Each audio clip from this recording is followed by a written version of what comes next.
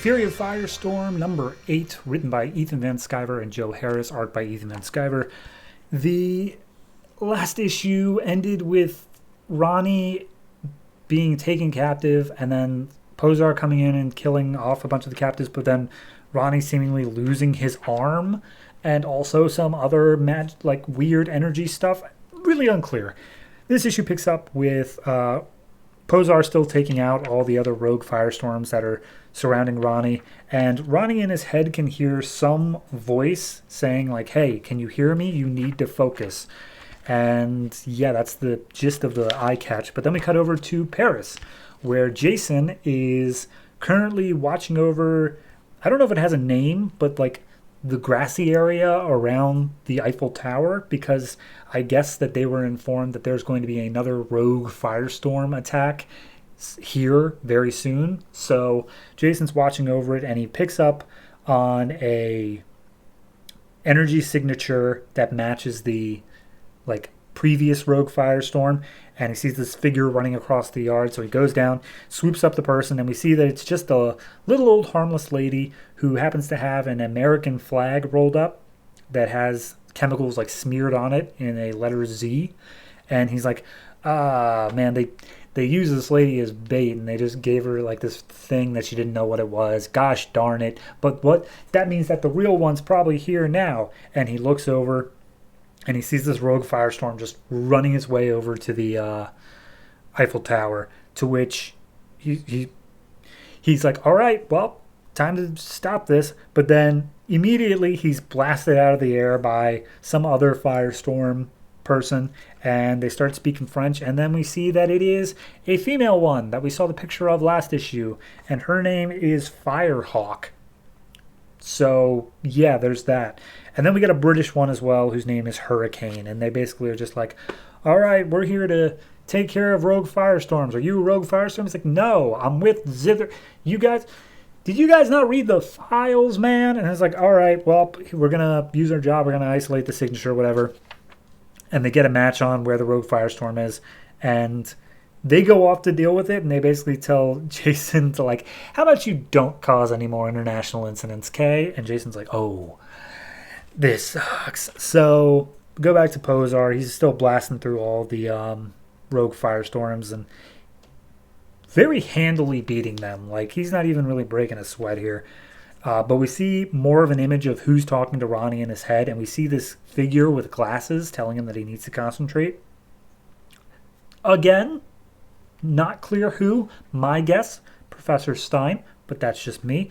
So then we go back to Paris. Firehawk is making some constructs basically out of her nuclear energy. There's a horse that she tells she's getting everyone evacuated. Meanwhile, Hurricane is chasing down the rogue firestorm agent, and basically just stops him dead in his path and evaporates him. He's like, haha, we did it. Score one more point for the Union Jack. He literally says that. But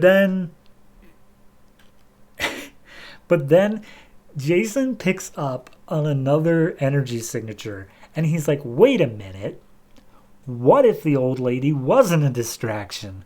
What if she was just as a spy? And then we see an old lady firestorm hobbling her way over to the Eiffel Tower while no one else is paying attention. And they're like, oh, Jesus. So Jason rushes over there. He also gets a glimpse of something in his head.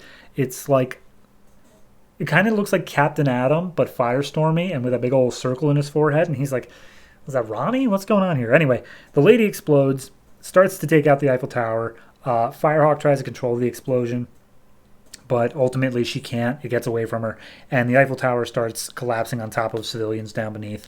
And Jason immediately reaches up and turns it all into rose petals as they are all descending upon the crowd underneath. And he's just like, all right, I'm in over my head. And then we get one last cut over to Ronnie. Pozar has one of the firestorms by the neck, and he's like, all right, tell me where you guys meet and where you're getting your stuff, and I promise I will make your death quick. And he's like, you're not going to get anything out of me. The future belongs to... And then he dies. And Pozar's like, wait a minute, hold on, I didn't do that. What's going on? And then we see Ronnie standing there, and he's infuriated. His eyes are red, and he just disintegrated this guy. Still missing a hand, mind you. And Pozar's like, did that feel good? You feel good using your powers like that? And he's like, yes, it did. And he's like, cool, follow me. I'll show you how to do it some more. And that's it. That's where the issue leaves off. Next issue, it says, is a crossover and or slight like meeting of the minds with Justice League International. So catch up on that, I guess, if you want. But I like it. I guess let me get that out of the way first, is I do like this issue.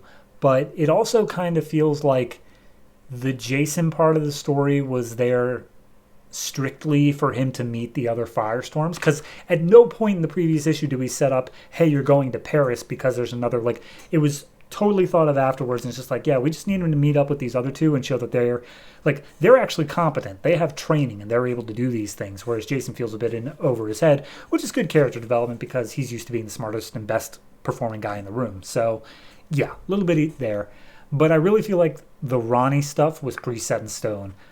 That being said, it did feel pretty slow moving, where it was every time we cut to him, it was just Posar destroying the other Firestorms and Ronnie being like, something's talking to me in my head, until we got to the last page where finally it did something.